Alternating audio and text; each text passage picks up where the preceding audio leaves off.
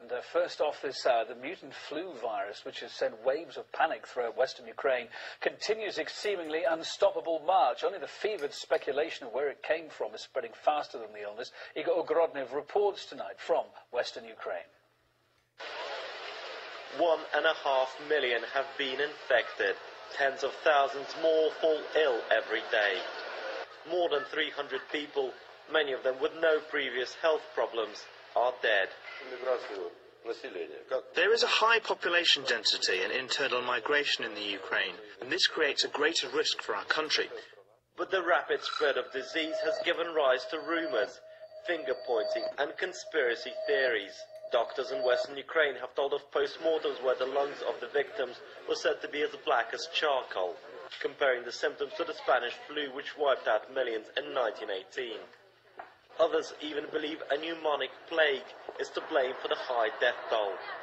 Another theory causing a frenzy on the internet links the outbreak to deliberate mass spraying of chemicals by planes over Kiev. Local newspapers reported hundreds of eyewitness accounts suggesting this. And then there are those who claim the epidemic was engineered by pharmaceutical companies. When you look at what's happening in Ukraine, and the fact is that this may be a mutation of H1N1, autopsies being performed are showing that the victims' lungs are pitch black. The research in H1N1, we can trace it back to basically, it should be called the Jurassic flu. The DNA of a woman who died of the 1918 Spanish flu, the 1918 pandemic, was recovered from her corpse. The DNA was used to recreate this virus. The World Health Organization denies that this is anything but ordinary swine flu, but warns that the situation remains critical.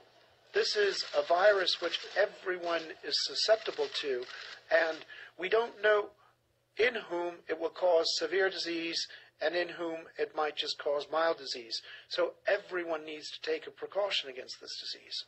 The government response has come under attack. No vaccinations were given before the outbreak, and critics say not enough Tamiflu was stockpiled.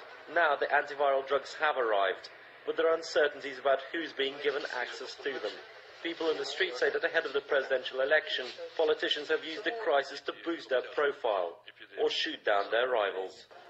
There's one piece of advice for the government. Stop confusing the population. Meanwhile, in western Ukraine, whole hospitals have been converted into emergency wards. Stefania Petrikovich began to feel unwell one day 2 weeks ago. Soon she could barely breathe and had a temperature of almost 40. I was nearly dead when I was delivered here. They put me on drip and I don't even remember what happened afterwards. Authorities say infection rates have stabilized for the moment, despite what the rumor mongers say. And the streets are full again. Here in Lviv, people are acting as if the threat has receded. Unlike a few weeks ago, hardly anyone is wearing protective masks. But the scope of the swine flu problem remains astonishing. Officials say familiarity with virus precautions is breeding complacency and warn that new waves of disease are imminent. Igor Ogrodnev, RT, Lvov.